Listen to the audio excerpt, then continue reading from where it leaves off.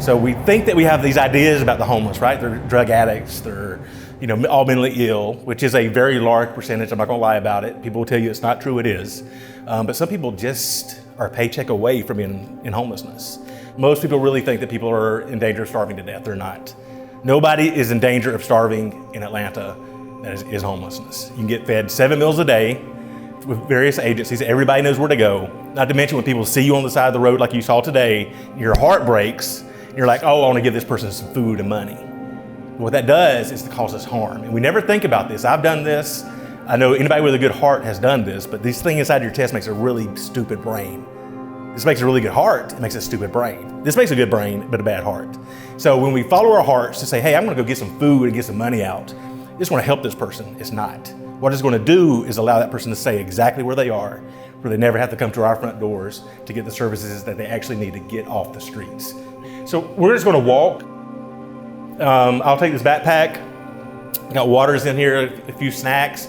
Y'all can probably grab 3 or 4 waters with you. And we're just gonna walk the sidewalk. I kind of show you some places, and we are going to make eye contact with people and shake hands. And if they want to talk, we're going to talk. If they want to pray, we'll pray, and just see where God leads us. So what you're doing today is you're willing to go out where Jesus walks. So Jesus is already there where we're going. We're not taking Jesus anywhere. He's already there. So.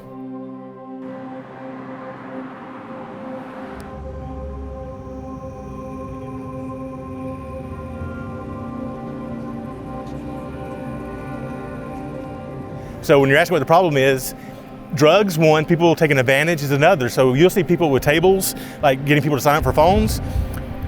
They're getting personal information where they can open up credit cards in their names by getting their socials, their birth dates, and a name. You can do whatever you want with that information. So people are scamming the people who are here on the streets. So I never realized that was that big of a problem.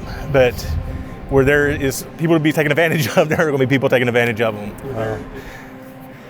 So this first area we're going to get to, there's kind of a bunch of little waterfalls. A lot of people usually sit here. They may have left for dinner, but there'll be a few people here. We kind of post up, we'll share some waters, talk, say, how are you doing? And then we're going to cut across through here, and then we're going to go to that area by the gulch, and then we'll come back through Woodruff. But this is the front of Woodruff, but we're going to go back and come back around. You got a water too? All right, y'all be blessed now.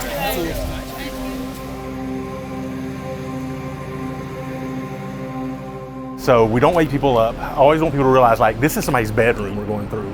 How would you like somebody walking through your bedroom when they felt like it and just started, I don't care if you're handing out water or not, It's their space. So we try to treat it like that.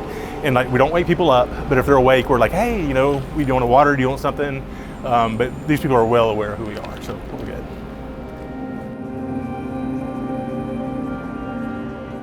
So do you see the tents that begin right there at the beginning? You won't know it as you go over the underground. It's called the dungeon. But all of this, there's a city underneath us.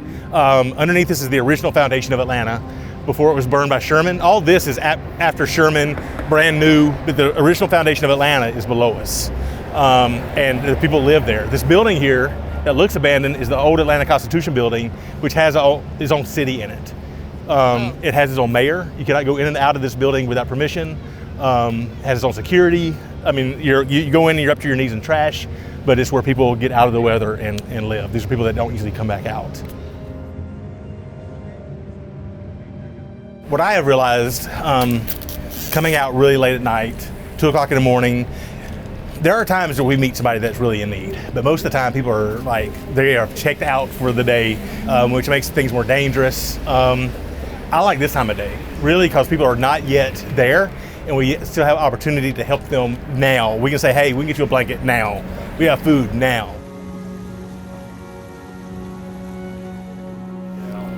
Yeah, I think the thing that touches me is that the fact that, the safety that we have, knowing, we've got a safe, warm bed at night, and these people are on the corners and blankets, and, they don't have that. Healthcare is another thing that you see lacking here. And it just really tugs at your heart that we take so much for granted.